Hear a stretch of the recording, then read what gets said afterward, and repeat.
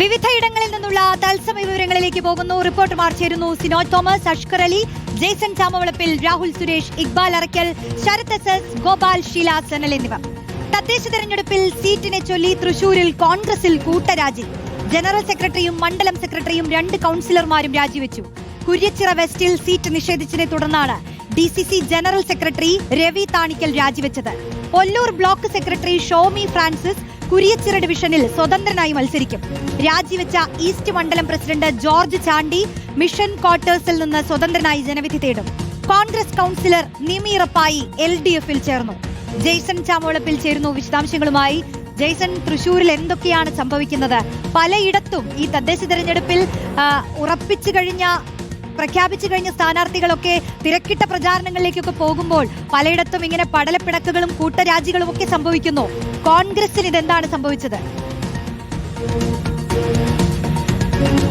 റോഷ്നി, ഇന്നലെ വൈകിട്ട് ഏറെ വൈകിയാണ് കോൺഗ്രസിന്റെ കോർപ്പറേഷനിലെ സ്ഥാനാർത്ഥി പട്ടിക പുറത്തുവന്നത്. അതിനുശേഷം ഇന്ന് രാവിലെ മുതൽ മാലപ്പടക്കത്തിൽ പൊട്ടുന്നത് പോലെയാണ് 4 രാജി തുടർച്ചയായി ഉണ്ടാകുന്നത്. രാവിലെ നേരത്തെ തന്നെ കുര്യച്ചിറ നിലവിലുള്ള കോൺഗ്രസിന്റെ കൗൺസിലറായ നിമ്മി റപ്പായി നേരെ LDF-ൽ ചേരുന്നു. NCP-യിൽ ചേരുന്നു. NCP-യുടെ സ്ഥാനാർത്ഥിയായി LDF-ന്റെ സ്ഥാനാർത്ഥിയായി ഒല്ലൂരിൽ രംഗപ്രവേശം ചെയ്യുന്നു. അതിന് തൊട്ടടുത്ത് മിഷൻ ക്വാർട്ടേഴ്സിലെ കോൺഗ്രസിന്റെ സ്ഥാനാർത്ഥിയായ ബൈജു വർഗീസിനെതിരെ മുൻ കൗൺസിലർ ജോർജ് ചാണ്ടി സ്ഥാനാർത്ഥിത്വം പ്രഖ്യാപിക്കുന്നു. അതിന് തൊട്ടടുത്തുള്ള കുര്യച്ചിറ വാർഡിൽ സജീവൻ കുര്യച്ചിറ, K മുരളീധരന്റെ വിശ്വസ്തനായ സജീവൻ കുര്യച്ചിറയ്ക്കെതിരെ വിമതനായി നിലവിലുള്ള കോൺഗ്രസിന്റെ പ്രാദേശിക നേതാവ് ഷോമി വർഗീസ് രംഗത്തെത്തുന്നു. അതിനുമപ്പുറത്ത് കുര്യച്ചിറയിൽ സ്ഥാനാർത്ഥിത്വം പ്രഖ്യാപിക്കുമെന്ന് പ്രതീക്ഷിച്ചിരുന്ന രവി താണിക്കലിനെ തഴഞ്ഞുകൊണ്ട് മറ്റൊരു സ്ഥാനാർത്ഥി അവിടെ രംഗപ്രവേശം ചെയ്യുന്നു. അതോടുകൂടി രവി DCC ജനറൽ സെക്രട്ടറി സ്ഥാനവും രാജിവെക്കുന്നു. രവി താണിക്കൽ നമ്മോടൊപ്പം ചേരുകയാണ്. എന്താണ് ഈ രാജിക്കുള്ള കാരണം?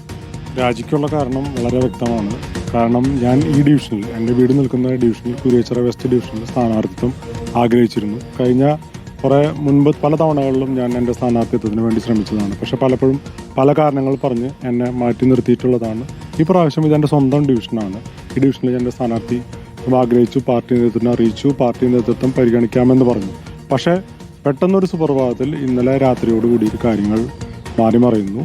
പെട്ടെന്ന് റിബൽ ഭീഷണി മുഴക്കി വന്ന ഒരു വ്യക്തിക്ക് വേണ്ടി സ്ഥാനാർത്ഥിത്വം ആ വ്യക്തിയിലേക്ക് കൊടുക്കുകയുണ്ടായി. അതിൽ പ്രതിഷേധിച്ചാണ്. റിബലിൻ്റെ ഭീഷണിക്ക് പാർട്ടി വഴങ്ങിക്കൊണ്ട് എന്നോട് പറഞ്ഞത്, താങ്കൾ റിബൽ മത്സരിക്കില്ല, താങ്കൾ പാർട്ടി വിടുകയുമില്ല, പാർട്ടി വിരുദ്ധനുമല്ല. പക്ഷേ മറ്റേയാൾ അങ്ങനെയല്ല, അദ്ദേഹം റിബൽ നിന്നാൽ വലിയ പ്രശ്നമുണ്ടാവും, അങ്ങനെ ഉണ്ടാവും.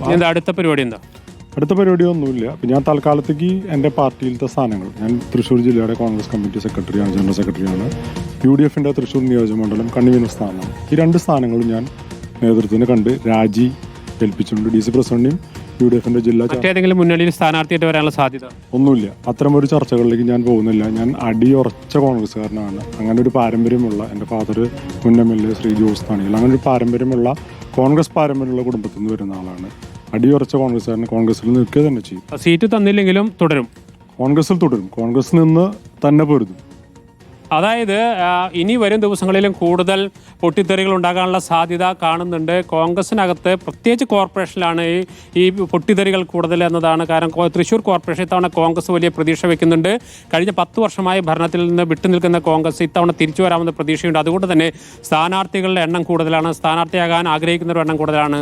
അതോടുകൂടിയാണ് ഇതിൻ്റെ സമനില തെറ്റി ഒരു അന്തരീക്ഷത്തിലേക്ക് പോകുന്നത്. ഇന്ന് 4 പേരാണ് രാജിവെച്ചിരിക്കുന്നത്. വരും ദിവസങ്ങളിൽ കൂടുതൽ രാജി ഉണ്ടാകുമ്പോൾ നമുക്ക് കാത്തിരുന്ന് കാണാം. റോഷ്നി, ജെയ്സൺ ചാമവളപ്പിലാണ് പ്രതികരണവും വാർത്തയുടെ വിശദാംശങ്ങളും നൽകിയത്.